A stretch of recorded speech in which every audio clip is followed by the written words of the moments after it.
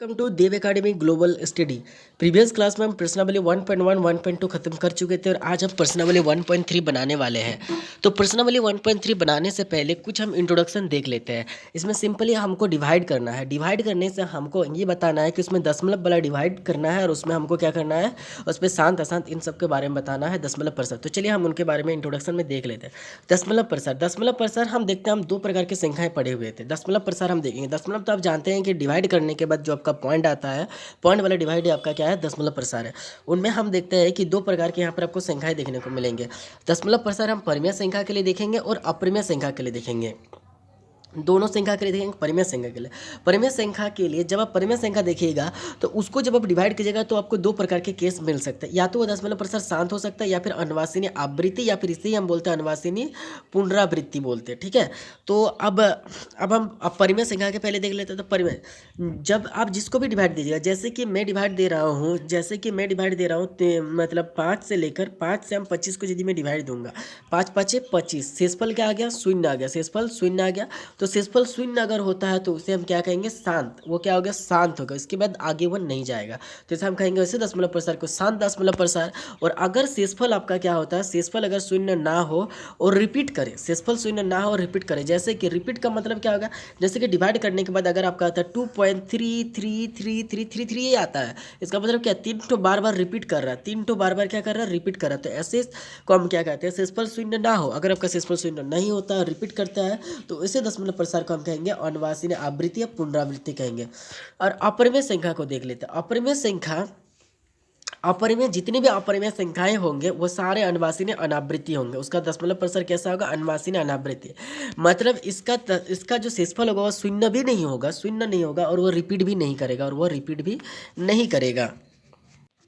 जैसे कि √2, √3, √7, पाई, ये सब अपरिमेय संख्याएं हैं और सारी अपरिमेय संख्याएं अनुवासिनी अनावृत्ति होते हैं। ठीक है, अब हम देखते हैं, अब आप इसका कैलकुलेशन देखेंगे कि दशमलव प्रसार दोनों संख्याओं के लिए देख रहे हैं, एक परिमेय संख्या के लिए, एक अपरिमेय संख्या के लिए। परिमेय संख्या के लिए दशमलव प्रसार या तो आपका शांत हो सकता है, या फिर अनुवासिनी पुनरावृत्ति, या फिर अनुवासिनी आवृत्ति हो सकता है। शांत होने के लिए अगर आपका शेषफल शून्य आता है तो ऐसे परिमेय संख्या को देखिएगा तो उनका दशमलव प्रसार क्या होगा, या तो शांत या फिर अनुवासिनी आवृत्ति, दो ही चीज हो सकती है, या तो ये होगा या फिर वो होगा। शांत अगर शेषफल शून्य आते डिवाइड करने के बाद तो वो शांत हो जाएगा, जैसे कि 6/3, 9/3, 25/5 और 49/7, ये सब देखिएगा। 3 से लेकर 6 को डिवाइड करना, 3 से लेकर 9 को डिवाइड करना। और अगर आपका दशमलव प्रसार शून्य नहीं होता है और वो रिपीट करता है, शून्य आता नहीं है और वो रिपीट करता है, जैसे 2.3333 रिपीट करता है, तो ऐसे को हम क्या बोलेंगे, अनुवासिनी आवृत्ति या पुनरावृत्ति बोलेंगे। और दुनिया में जितने भी अपरिमेय संख्या है वो सारे आपका क्या होगा, वो सारे आपका अनुवासिनी अनावृत्ति होगा। अनुवासिनी अनावृत्ति मतलब शेषफल आपका शून्य नहीं होगा, शेषफल आपका शून्य होगा, 1 2 3 4 5 6 कुछ हो जाएगा और वो रिपीट भी नहीं करेगा, रिपीट नहीं करेगा। जैसे कि मान लीजिए 4 पॉइंट आपका 1 0 1 0 0 0 1, तो देखिए रिपीट कर रहा है, नहीं कर रहा है ना, 1 0 के बाद 1 है, या 2 0 के बाद 1 है, रिपीट नहीं कर रहा है। तो ऐसे को हम क्या कहेंगे, अनुवासिनी अनावृत्ति। अनुवासिनी अनावृत्ति कौन सी संख्या होगी, सारी अपरिमेय संख्या अनुवासिनी अनावृत्ति होंगे। चलिए अब हम इसको देख लेते हैं। जैसे कि मैंने √2 आपका एक अपरिमेय संख्या, इसका दशमलव प्रसार कुछ इस प्रकार से होगा, 1.4142 133 इस प्रकार होगा। क्या ये रिपीट कर रहा है, देखिए 2.3333 ये रिपीट कर रहा है, 3 तो बार बार आ रहा है, रिपीट कर रहा है। लेकिन क्या ये रिपीट कर रहा है, ये रिपीट नहीं कर रहा है, इसीलिए ये क्या होगा, ये अपरिमेय संख्या है और ये अपरिमेय संख्या अनुवासिनी अनावृत्ति होगा। पाई का भी कुछ वैल्यू आपका कुछ इस टाइप का होता है, 3.14159 इस प्रकार होता है। इसका एग्जैक्ट वैल्यू हम लोग इसका अप्रोक्सीमेट वैल्यू लेके चलते हैं, पाई का वैल्यू 3.14 लेते चलते हैं, इसका अप्रोक्सीमेट वैल्यू है, लेकिन इसका एग्जैक्ट वैल्यू कुछ इस टाइप का होता है, 3.14 इस प्रकार चलते जाएगा। तो ये रिपीट नहीं करेगा, इसीलिए आपका क्या है ना, मतलब बार बार अलग अलग संख्या देगा, रिपीट नहीं करेगा, इसलिए अनुवासिनी अनावृत्ति है। 1.3 बनाते हैं। प्रश्नावली 1.3 में हम 1 नंबर का क्वेश्चन बना के देखेंगे। पहला वाला क्वेश्चन कहता है कि निम्नलिखित भिन्नों के दशमलव रूप को लेकर बताएं कि प्रत्येक का दशमलव प्रसार किस प्रकार है। 36/100 दिया हुआ है, चलिए इसको देख लेते हैं। 36/100 का हम कैसे बनाएंगे, तो देखिए नीचे 2 को 0 है तो 2 के बाद पॉइंट लगा दीजिएगा, इसको डायरेक्टली, या फिर आप 100 से 36 को डिवाइड करके भी देख सकते हैं। अब डायरेक्टली अगर आपको बनाना है तो आप क्या कीजिएगा, नीचे 2 को 0 है तो यहाँ पर ऊपर में 2 को संख्या के बाद पॉइंट 0.36 हो गया, और 0.36 आपको क्या दिखेगा, ये आपको स्थान दिखेगा, क्योंकि इसके बाद वो रिपीट नहीं करेगा, यहीं पर वो खत्म हो जाएगा। जब 100 से 36 को डिवाइड कीजिएगा तो वो आपको देखिए मिलेगा, तो वो यहीं पर खत्म हो जाएगा। तो ये आपका 7 दशमलव प्रसार है। जैसे कि आप 1 से 11 को डिवाइड दीजिएगा, 1 से 11 को कैसे डिवाइड दीजिएगा, तो चलिए देख लेते हैं।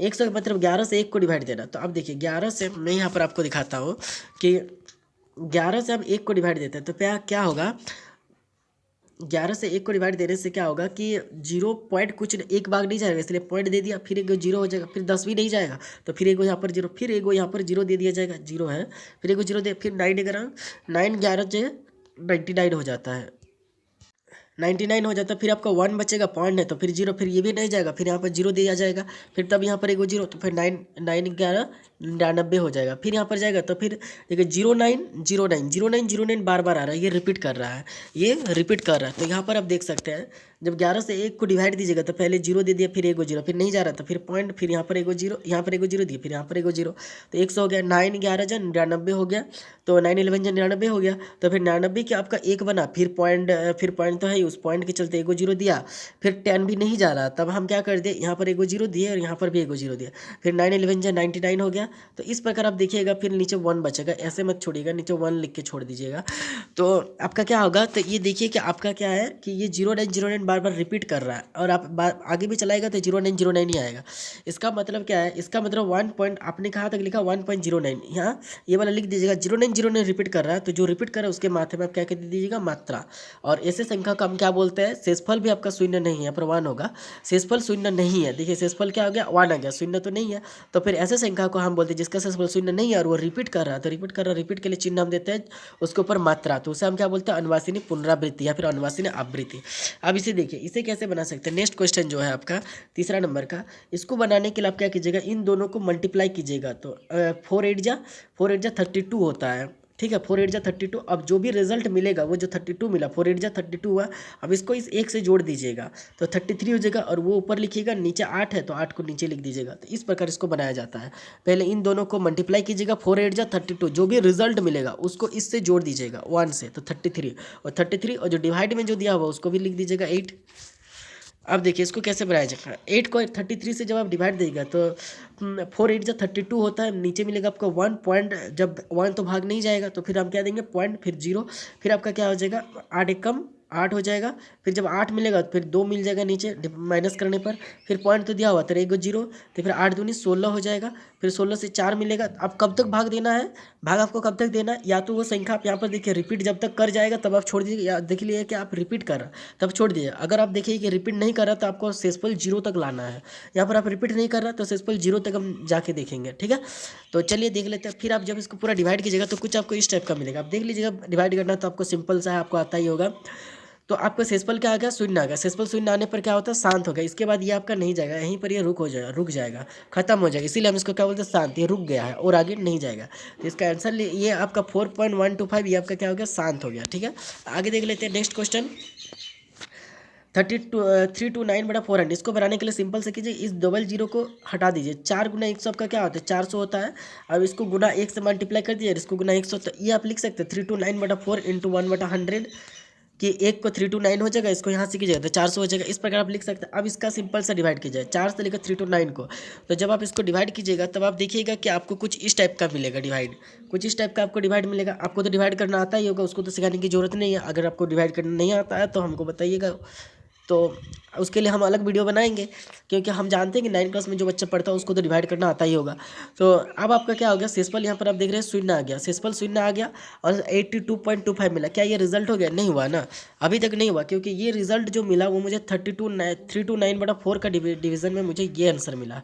अब आपका क्या 1/100 का ही, तब इसका भी तो मुझे करना पड़ेगा।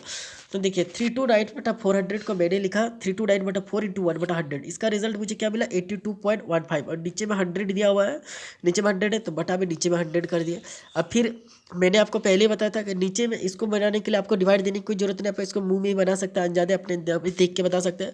नीचे में 2 जीरो है तो 2 संख्या के बाद पॉइंट, तो पॉइंट यहाँ पर है, इस पॉइंट को क्या करना आगे घिसकाना है, कितना घिसकाना, 2 जीरो है तो 2 संख्या के आगे पॉइंट लगाना, तो 1 संख्या 2 संख्या के आगे पॉइंट यहाँ आ जाएगा, मतलब पॉइंट यहाँ आ गया, तो देखिए 0.8225 हो गया, तो पॉइंट के आगे कुछ नहीं तब जीरो दे देते हैं, 0.8225 हो गया। अब देखिए ये आपका रुक चुका है, क्योंकि यहाँ पर आपका देख लीजिए शेषफल शून्य आ चुका है, तो इसीलिए आपका क्या हो जाएगा, 7, तो ये क्या हो गया, 7 हो गया। आई होप आपको बहुत अच्छे से समझ में आ चुका होगा। तो थैंक यू दोस्त, आज के लिए 1.3 का वन क्वेश्चन इतना ही। अगर आपको किसी को किसी भी तरह से दिक्कत आ रहा होगा तो कमेंट बॉक्स में कमेंट कर दीजिएगा, मैं आपको बेहतरीन ढंग से आपको समझा दूंगा। तो नेक्स्ट क्लास में हम 2 और आगे की प्रोसीजर को प्रोसीड करेंगे, देखेंगे। और यदि आपको मज़ा आ रहा है तो कमेंट बॉक्स में कमेंट करके लिख दीजिए कि वाह मज़ा आ गया। तो थैंक यू दोस्त, मिलते हैं आपको अगले वीडियो में। Thank you everyone.